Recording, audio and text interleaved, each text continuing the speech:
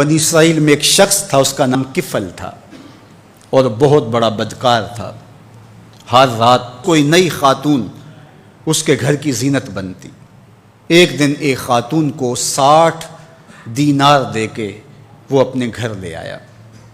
جب بدی پہ آمادہ ہو گیا تو اس خاتون کا وجود کانپنے لگا، اس کا بدن تھر تھرانے لگا۔ کفل نے کہا کہ کیا ماجرا ہے؟ اس نے کہا کفل، میں کوئی بدکار خاتون نہیں ہوں، لیکن ضرورت مجھے تیری چوکھٹ پہ لے آئی ہے۔ بس دل کی اتھاہ گہرائیوں سے نکلے ہوئے جملے تھے، دل کی اتھاہ گہرائیوں میں اتر گئے۔ کفل پیچھے ہٹ گیا۔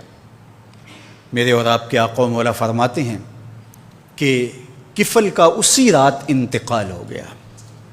لوگ جب صبح گئے تو کفل کے دروازے پہ لکھا ہوا تھا ان اللہ قد غفر لکفل، اللہ نے کفل کو معاف کر دیا، اللہ نے اس کی بخشش اور مغفرت فرما دی۔ گناہ کو ترک کرنے والا، ارادے سے باز آ جانے والا اللہ کو کتنا محبوب ہوتا ہے۔ میرے اور آپ کے آقا و مولا نے فرمایا وَرَجُلٌ دَعَتْهُ امْرَأَةٌ ذَاتُ مَنْصِبٍ وَجَمَالٍ فَقَالَ إِنِّي أَخَافُ اللَّهَ، وہ شخص جس کو کسی خاتون نے دعوت گناہ دی، یا خاتون ہے اس کو مرد نے دعوت گناہ دی، اور اس نے کیا کہا؟ انی اخاف اللہ، میں اللہ سے ڈرتا ہوں، یا خاتون نے کہا میں اللہ سے ڈرتی ہوں۔ تو میرے اور آپ کے آقا و مولا فرماتے ہیں قیامت کے دن جب کوئی سایہ نہیں ہوگا، اللہ اس کو اپنے عرش کا ٹھنڈا سایہ عطا فرمائے گا۔ کتنی بڑی بات ہے، حشر کے دن اللہ کی رحمتوں کے سائبان تلے ہوگا۔ یا ایھا الذین آمنوا اتقوا اللہ، اے ایمان والو اللہ سے ڈر جاؤ۔ وَلْتَنْظُرْ نَفْسٌ مَّا قَدَّمَتْ لِغَدٍ، اور ہر جان یہ دیکھے اس نے آنے والے کل کے لیے آگے کیا بھیجا ہے۔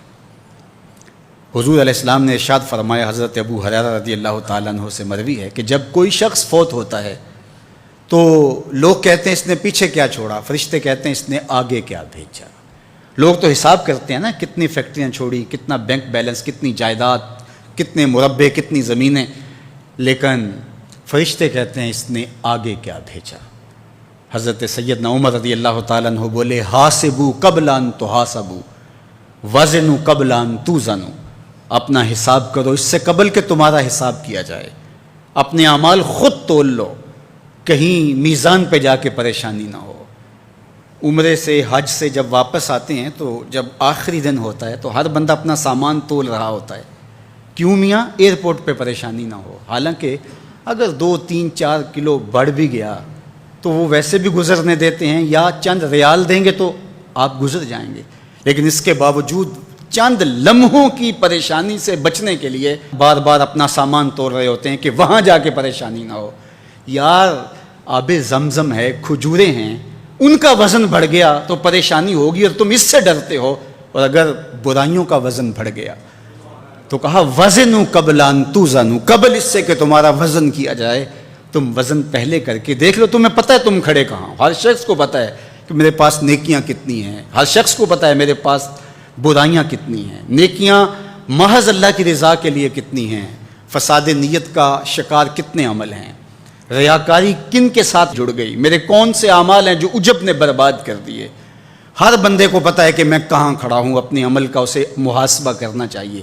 وَلْتَنْظُرْ نَفْسٌ مَّا قَدَّمَتْ لِغَدٍ، ہر جان دیکھے اس نے آنے والے کل کے لیے آگے کیا بھیجا ہے۔ یہاں تو دیکھتے ہو کہ پیچھے کیا چھوڑا ہے، لیکن آگے کیا بھیجا ہے۔ آج اگر تم نہیں سوچو گے تو ایک دن آئے گا عَلِمَتْ نَفْسٌ مَّا قَدَّمَتْ وَأَخَّرَتْ، اللہ تعالیٰ ارشاد فرماتا ہے کہ ایک وقت آئے گا کہ ہر جان دیکھ لے گی کہ اس نے آگے کیا بھیجا اور اس نے پیچھے کیا چھوڑا۔ ہر چیز تشت ازبام ہو جائے گی۔ وَحُصِّلَ مَا فِي الصُّدُورِ، سینوں کے اندر چھپے ہوئے راز بھی باہر آ جائیں گے۔ جب سینوں کی چھپی چیزیں بھی تشت ازبام ہو جائیں گی تو باقی کیا بچے گا؟ تو کتنا سخت دن ہوگا۔ تو اس دن کی آج تیاری کرنا ہوگی۔ ہمیں بتایا گیا ہے دنیا دارالعمل ہے، جہاں جو کرو گے کل قیامت کے دن اس کی جزا یا اس کی سزا تمہیں دیکھنا ہوگی۔ اور قیامت کے دن جب نامہ اعمال ہاتھ میں دیا جائے گا بندہ حیرت زدہ ہوگا، آنکھیں پھٹی کی پھٹی رہ جائے گی۔ ما لہذا الکتاب لا یغادر صغیرۃ ولا کبیرۃ الا احصاها، ہائے اس کتاب کو کیا ہو گیا، اس نے چھوٹی بڑی کوئی بات نہیں چھوڑی، سب کچھ لکھ دیا۔ لیکن پھر پچھتاوے کا کیا فائدہ؟ آج کا پچھتاوا کل کی بہتری کا ضامن بن جاتا ہے، لیکن کل کا پچھتاوا سوائے حسرت بڑھانے کے، دکھ اور اذیت بڑھانے کے اور کچھ نہیں ہوگا۔ اس لیے آج میں اور آپ دیکھیں کہ ہم کھڑے کہاں ہیں۔